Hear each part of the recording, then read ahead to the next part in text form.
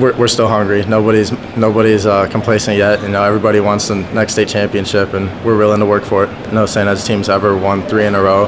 So I think just doing it for everyone that's been here in the past, played here in the past, for all the alumni and the fans, just knowing that we can really make something special happen, you know, that really pushes us every day. Our goal is twofold. Number one, our main goal is always to win the state championship. Our second goal goes right along with it, is to be playing our best football by week 11. You do that by being tested by fire throughout the season. We're tested by fire right off the bat. 3-time state champs from Indiana, Our Lady of Good Counsel, as many big-time players as we have, and from there it's more of the same. So you have key guys back, I think, defensively at all 3 levels, and then offensively to have the twins, Ben, and then Casey back. I mean, it feels it's the second straight time you've had a quarterback for 2 straight years. Christian Ramos, now Casey. What kind of difference does that make to have a quarterback who's experienced? It's all the difference in the world. Like he's a coach on the field. He knows our minds work alike. So he knows when I call a play, what the intent of the play is. Play caller's intent, PCI, that's a big thing. What's the play caller's intent? When do you need to take the shot? When do you need to get the first down? And that takes time and experience. There's no other way to do that. And he's outstanding that way. I think Casey's the second in Ed's history to start as a junior for quarterback and then return as a senior. So, I mean, having that, as impressive as it is, but, having that experience where, he's got to come in these first couple games learning, how to make these reads and, what actually happens on the field. But Casey already knows that. He led us last year to a state championship, and I have, full confidence he can do it again. He's just extremely smart.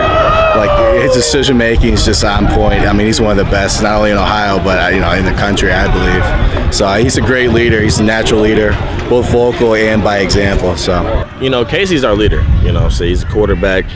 Anytime anything bad happens, all the blame's gonna go on him. So him being in that position, he's stepped up greatly from last year to now, even on his play on the field to, I think I've seen the biggest change in the locker room is him as a leader. He was a leader last year too, but now this is his team. So he's acting like it. Just having all these returners back really makes it easier and takes some pressure off of the coaches, because it feels like we have guys out there on the field this year that really know what's going on. I think, really, we got just about the same size as last year, and we're really looking to just, keep dominating up front, leave the way for our running backs. We got Josh Grotto this year, and he's more of, I think last year, Marv, he was more of a power back or a elusive back, and then Grotto this year, I mean, he's a rugby player. He started his sophomore year for varsity, and we were, I think, 2 in the state for rugby. So, I mean, he loves contact. He loves hitting people, and I think that's, just the same as, last couple of years. It's going to lead the way for our offense. Tell me about the iron sharpening iron. You guys up front, those guys up front on the defensive side of the ball. Yeah. Troy, Logan, those guys. How much are you guys making each other better every day in practice? Every day, just competing and battling, not taking a play off, just going after each other, best on best. It's I can't even measure how much we've been growing and becoming better players every day. Even I came in pretty raw because going 8 to 10 months without football, you get kind of rusty. Just snap right back into it. Tell me about Logan. He's a bit of an enigma, mystery for us up here in Northeast Ohio. Yeah, it's definitely an interesting situation. Get him here, I'm ecstatic. He's here. He's a great kid. I've been talking to him. It's definitely a weird situation for him coming in. Last year of high school. And it's definitely tough for him, I can tell, but he's adapting. All the kids love him. I'm already pretty close with him, so he's meshing in really well with the culture and what we stand for. Obviously, everybody knows about you and the Twins. Tell me about those other 2 pieces on the offensive line and how this group is different. It's Archer and Sawyer Prementine.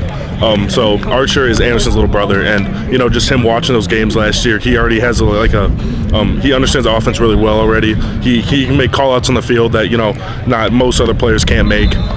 So that really helps, with being able to find out what's happening before this ball's even snapped, with it, whether it's a blitz or what coverage they're in. He knows that. I mean, it's really impressive. And then Sawyer, he grew up. He's a hockey kid. So, I mean, he loves hitting people too, but he's been aggressive so far. He's been amazing in practice so far, so it's going to be really exciting to see him in the next couple games.